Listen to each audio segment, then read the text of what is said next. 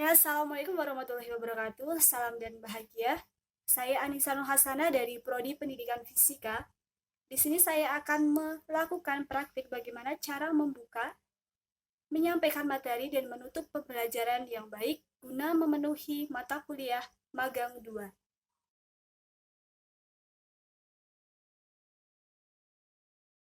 Assalamualaikum warahmatullahi wabarakatuh. Selamat pagi anak-anak. Sebelum pembelajaran pada pagi hari ini kita mulai, alangkah baiknya Ibu memperkenalkan diri terlebih dahulu, karena ada pepatah mengatakan tak kenal maka tak sayang. Perkenalkan, nama Ibu Anissa Nurhasanah untuk lulusannya dari FKIP Universitas Sarjana Wiyata Taman Siswa. Sebelum pembelajaran pada pagi hari ini kita mulai, untuk ketua kelasnya tolong mengkondisikan kelas dan berdoa terlebih dahulu. Oke, sebelumnya Ibu akan melakukan presensi kehadiran kalian terlebih dahulu. Atas nama Dina, Zikri, Dian, Salsa, Tony. Oke, jadi pada pagi hari ini semuanya hadir ya. Untuk anak-anak tolong dicek dulu di sekeliling meja dan kursi apakah masih ada sampah. Jika masih ada sampah bisa dibuang dulu ke tempat sampah. Baru setelah itu pembelajaran kita mulai dalam keadaan kondisi kelas yang bersih. Pembelajaran pada pagi hari ini kita mulai. Untuk anak-anak bisa buka LKS-nya halaman 17. Materi yang akan Ibu sampaikan pada pagi hari ini adalah gerak melingkar beraturan.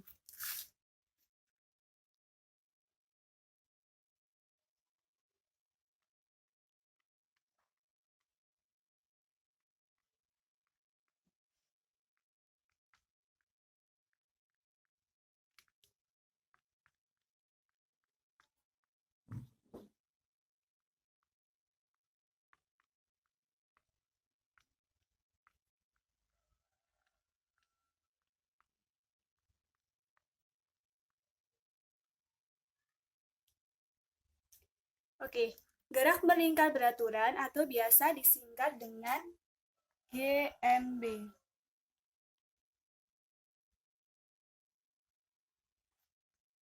Lalu apa saja sih yang akan kita pelajari pada pagi hari ini pada bab GMB? Sebelum kita masuk ke materi GMB lebih dalam, di sini Ibu akan menjelaskan dulu tujuan dari pembelajaran kita pada pagi hari ini. Oke, jadi tujuan kita pada pagi hari ini kita mempelajari GMB itu yang pertama untuk memahami konsep dari GMB itu sendiri. Kemudian kita itu dapat mengetahui apa sih penerapan dari GMB dalam kehidupan sehari-hari dan makna fisis dari GMB itu sendiri.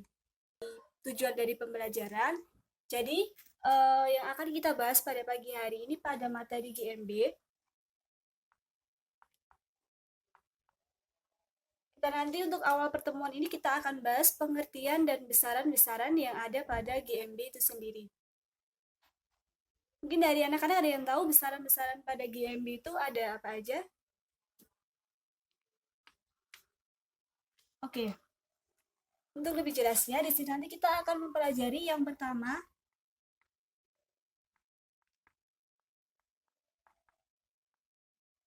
pengertian dari GMB,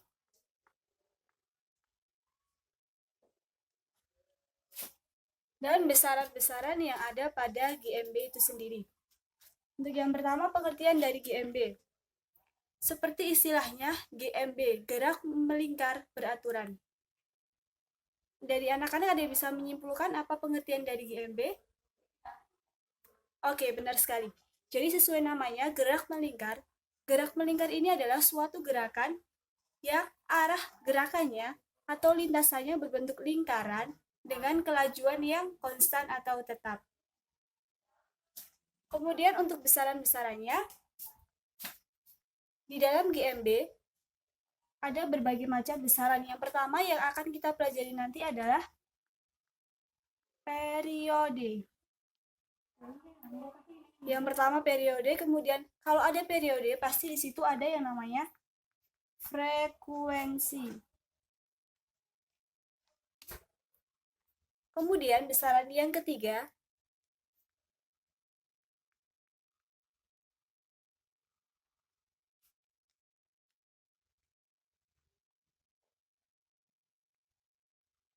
Oke, jadi nanti kita akan bahas 3 sub dari besaran ini. Yang pertama ada periode, yang kedua ada frekuensi, dan yang ketiga ada kecepatan sudut. Untuk yang pertama, periode. Periode itu apa sih? Ada yang tahu? Oke, periode. Periode adalah banyaknya waktu yang diperlukan untuk melakukan satu kali getaran. Oke, bisa Ibu tulis di sini ya, periode.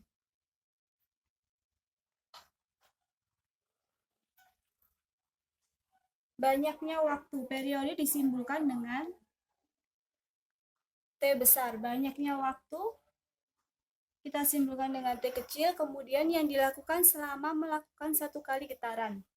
Kita simpulkan dengan N. Jadi untuk persamaan pada periode adalah seperti ini.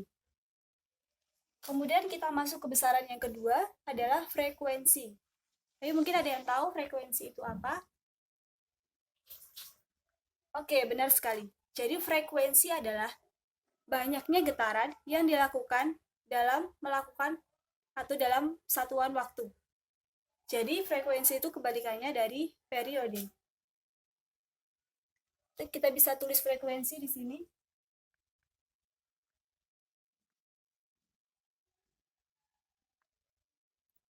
Frekuensi disimbolkan dengan F kecil. Kemudian tadi pengertiannya banyaknya getaran per satuan waktu. Banyaknya getaran kita simbolkan dengan N, kemudian waktu kita simbolkan dengan T. Oke. Jadi seperti ini untuk persamaan pada frekuensi dan persamaan pada periode. Kemudian antara frekuensi dan periode ini memiliki hubungan. Apa sih hubungan frekuensi dan periode? Oke, jadi hubungan frekuensi dan periode bisa kita tuliskan bahwa periode adalah seper dari frekuensi. Kemudian, frekuensi adalah seper dari periode. Oke, jadi ini hubungan antara frekuensi dan juga periode. Untuk besaran yang selanjutnya adalah kecepatan sudut atau biasa disimbolkan dengan omega.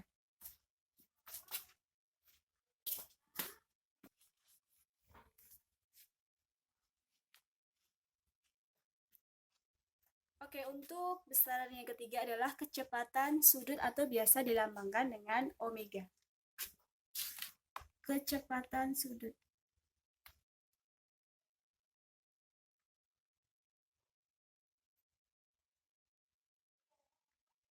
Oke, atau biasa dilambangkan dengan omega. Lalu apa pengertian dari kecepatan sudut? Besarnya sudut yang ditempuh dalam selang waktu tertentu. Omega sama dengan besarnya sudut. Kita tuliskan dengan delta tau. Kemudian yang dilakukan dalam selang waktu tertentu. Kita simpulkan dengan delta t. Oke, jadi untuk persamaan dari kecepatan sudut adalah seperti ini. Setelah kita mempelajari besaran-besaran pada GMB tadi, di sini ada yang selanjutnya.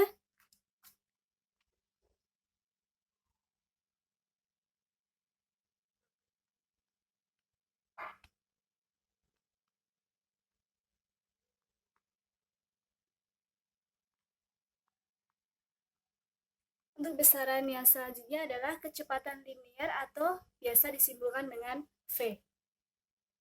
Untuk pengertian dari kecepatan linear sendiri, bahwa kecepatan linear itu adalah jarak yang ditempuh dalam selang waktu tertentu. Untuk lebih mempermudahnya, akan Ibu tuliskan mengenai persamaan dari kecepatan linear.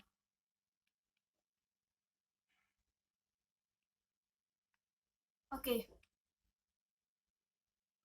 Jadi persamaan dari kecepatan linear adalah jarak yang ditempuh dalam selang waktu tertentu. Kemudian antara kecepatan linear dan kecepatan sudut memiliki hubungan antara keduanya.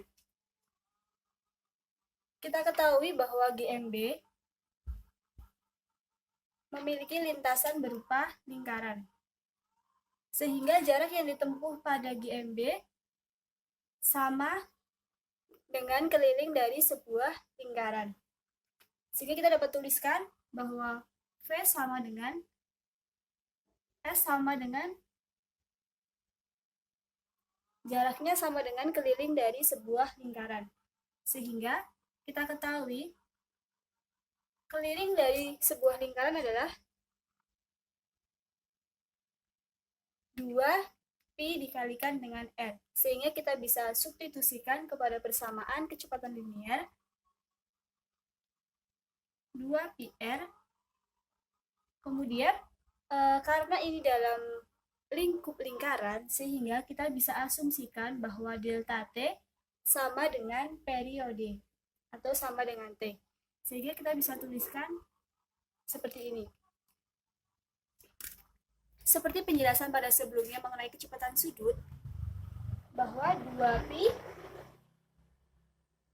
per T itu sama dengan omega. Sehingga kita ketahui hubungan antara kecepatan linier dengan kecepatan sudut didapatkan bersamaan omega dikalikan dengan R. Jadi dalam kecepatan linier ini kita mempunyai dua persamaan. Yang pertama, V sama dengan S per delta T. Kemudian yang kedua, persamaan yang hubungannya dengan kecepatan sudut V sama dengan omega dikalikan dengan R. Oke, sebelum ke materi selanjutnya, di sini akan Ibu jelaskan terlebih dahulu mengenai hubungan roda-roda.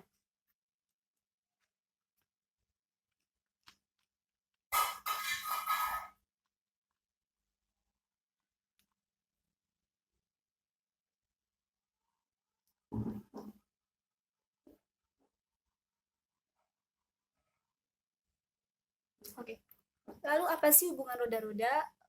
Hubungan roda-roda ini bisa kita kaitkan dalam kehidupan sehari-hari, misalnya pada hubungan antara gear dengan ban sepeda pada sepeda kayu.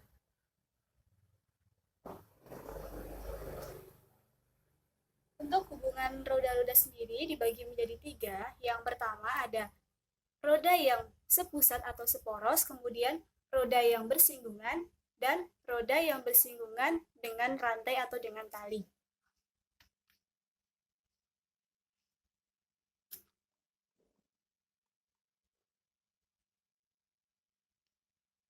Untuk yang pertama, roda sepusat.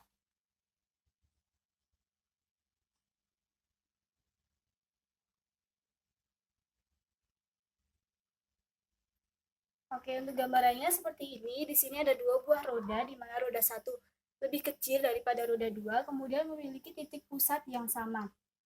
Dari gambar ini, bisa kita simpulkan bahwa roda tersebut memiliki titik pusat yang sama, tetapi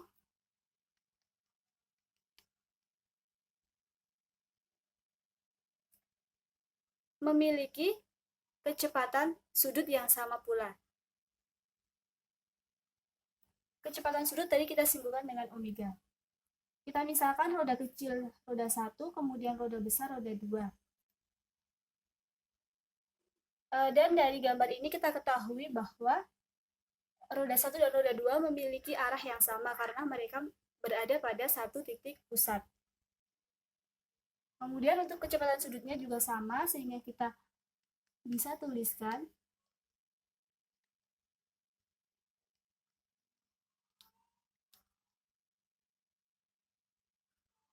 omega 1 sama dengan omega 2. Di mana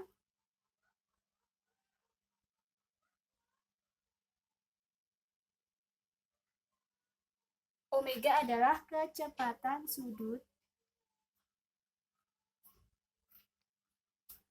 dengan satuan radian per sekon. Kemudian sama omega 2 adalah kecepatan sudut roda kedua.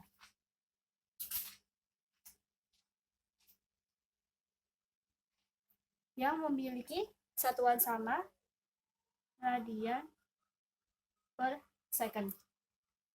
Ini untuk hubungan roda yang pertama. Kemudian untuk hubungan roda yang kedua adalah roda yang bersinggungan. Ini bisa kita hapus.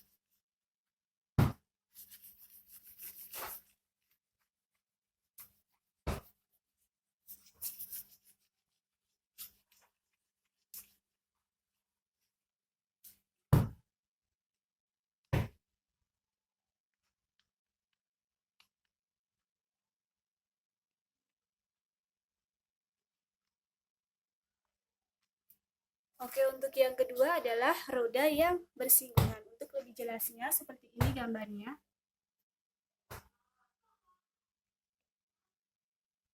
Nah, di mana roda yang bersinggungan ini memiliki arah putaran yang berbeda.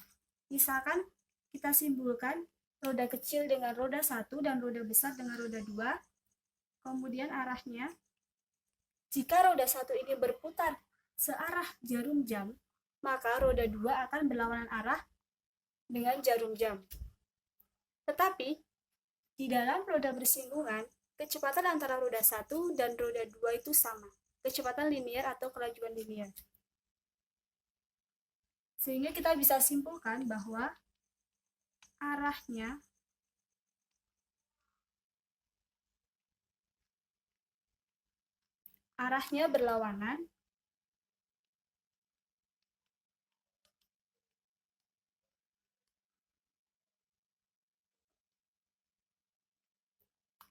berlawanan tetapi kelajuan liniernya adalah sama. Sehingga kita bisa tuliskan V1 sama dengan V2.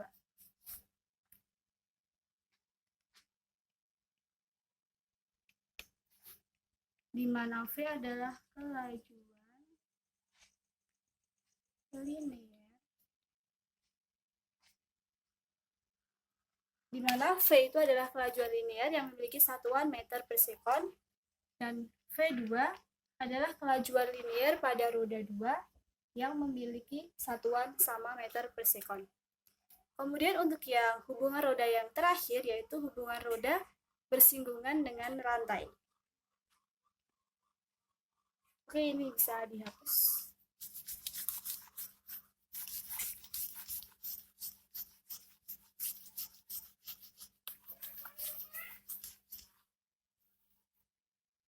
Oke, sebelum ke hubungan roda yang ketiga, untuk lebih jelasnya, Ibu akan memberikan gambaran untuk yang roda yang sepusat tadi. Kita bisa misalkan pada sebuah roda, satu roda dengan sebuah jeruji gear pada roda tersebut. Kemudian untuk roda yang bersinggungan ini bisa kita misalkan pada sebuah mesin jam, di mana sebuah mesin jam itu memiliki dua roda yang arahnya saling berlawanan. Kemudian untuk roda yang ketiga, roda bersinggungan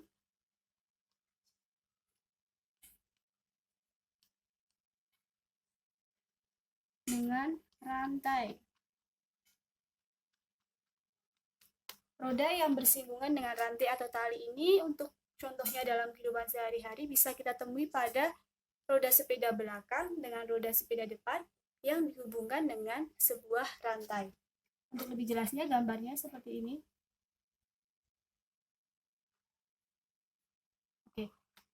Kita misalkan roda yang satu adalah di roda belakang dari sepeda, kemudian roda yang dua adalah roda depan dari sepeda yang dihubungkan dengan sebuah rantai.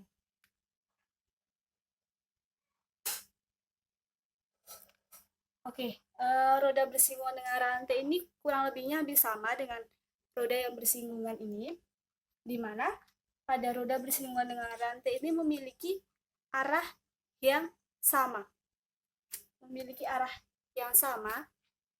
Kemudian kelajuan liniernya juga sama. Atau bisa kita tuliskan V1 sama dengan V2. Seperti itu. Kemudian untuk yang selanjutnya, setelah hubungan antara roda-roda, kita akan mempelajari gaya sentripetal dan percepatan sentripetal.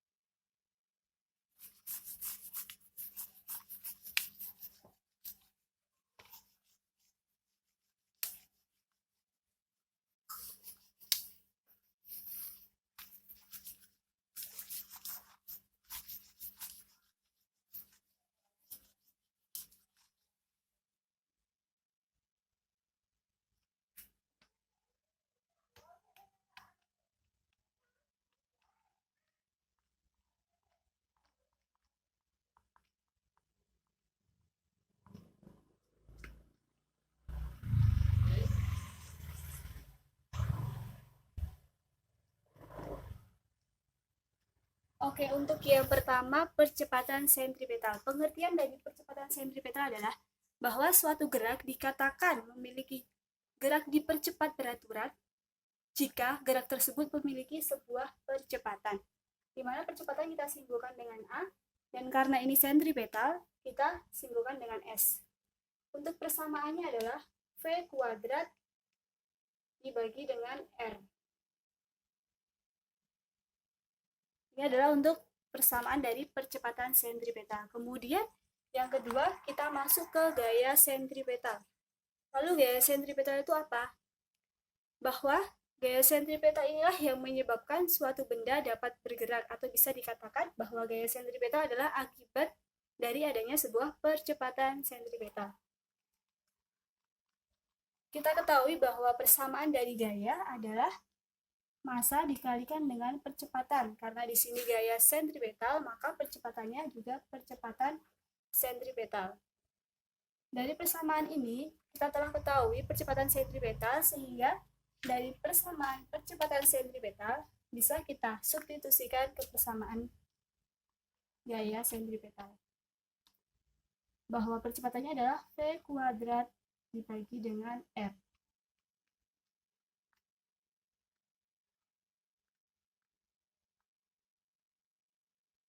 Sehingga kita dapatkan persamaan dari gaya sentripetal adalah mv kuadrat dibagi dengan R.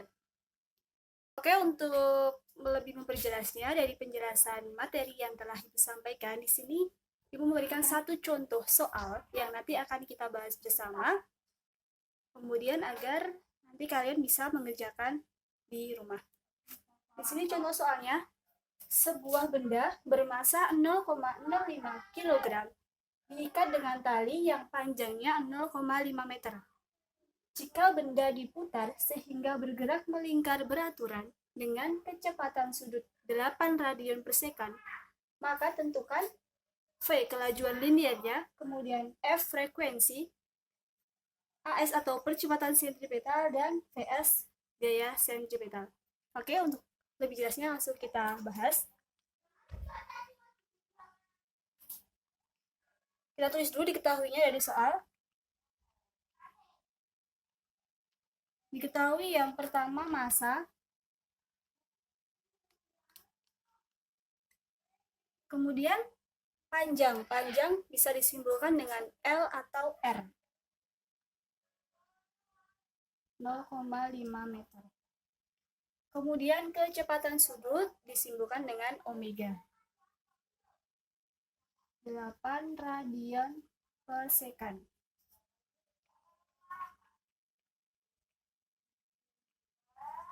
Kemudian yang ditanyakan kecepatan, frekuensi, percepatan sentripetal, dan gaya sentripetal. Oke, yang pertama, kelajuan atau kelajuan linear, seperti penjelasan Ibu tadi di awal, persamaannya bisa kita pakai omega dikalikan dengan R. Kita ketahui omeganya adalah 8, kemudian R-nya adalah 0,5. Jadi kita dapatkan 4 meter per second. Kemudian frekuensi. Karena di sini yang diketahui adalah omega, kita bisa jabarkan dari persamaan omega bahwa omega adalah 2πf. Kita ketahui omeganya adalah 8, 2πf. Sehingga kita bisa dapatkan F-nya adalah 8 dibagikan 2π. 4 per pi, satuan dari frekuensi adalah Hertz. Oke. Kemudian yang ketiga adalah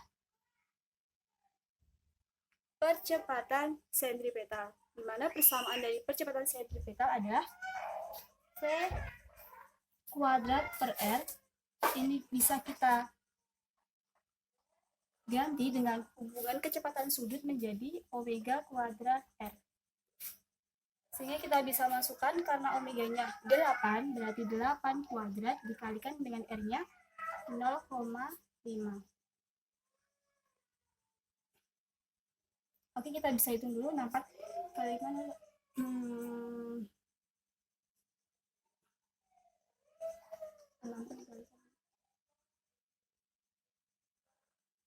32 satuannya adalah meter per sekon kuadrat. Oke, seperti itu. Kemudian yang terakhir adalah gaya sentripetal. Bisa kita tuliskan.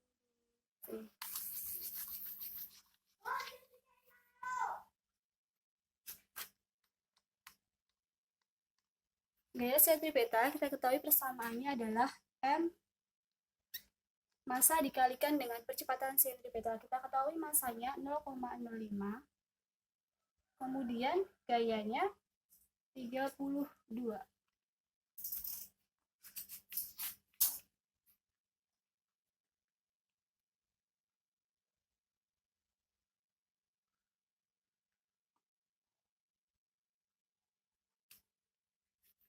Sehingga kita bisa dapatkan bahwa gayanya adalah 16, satuan dari gaya adalah Newton. Nah, seperti itu.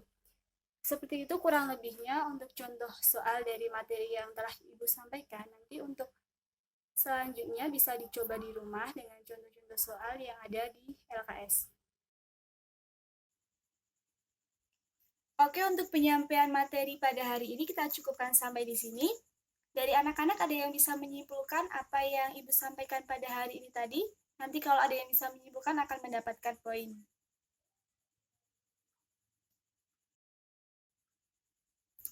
Oke, benar sekali. Jadi dari pembelajaran kita pada hari ini dapat disimpulkan yang pertama kita mempelajari pengertian dari gerak melingkar beraturan, dan yang kedua kita mempelajari besaran-besaran pada gerak melingkar beraturan. Untuk besaran-besaran pada gerak melingkar beraturan, yang pertama meliputi periode, kemudian ada frekuensi, ada kecepatan sudut, ada percepatan sentripetal, ada gaya sentripetal, dan hubungan roda-roda. Nah, hubungan roda-roda ini meliputi roda yang sepusat atau seporos dan juga roda yang dihubungkan dengan sebuah tali atau rantai. Selain itu tadi kita juga mempelajari penerapan dari gerak melingkar beraturan dalam kehidupan sehari-hari. Untuk penyampaian materi selanjutnya nanti akan disampaikan pada pertemuan selanjutnya, dan untuk pembelajaran kalian di rumah bisa dikerjakan LKS-nya halaman 20, minggu depan dikumpulkan dan akan kita koreksi bersama. Untuk kalian, jangan lupa belajar dan tetap semangat, karena kunci kesuksesan sebenarnya bukan hanya orang yang pintar, tetapi orang yang rajin dan mau berusaha. Itu sebuah motivasi untuk kalian agar tetap semangat belajar. Dan sekian penyampaian materi dari Ibu. Apabila ada salahnya, Ibu mohon maaf. Wassalamualaikum warahmatullahi wabarakatuh.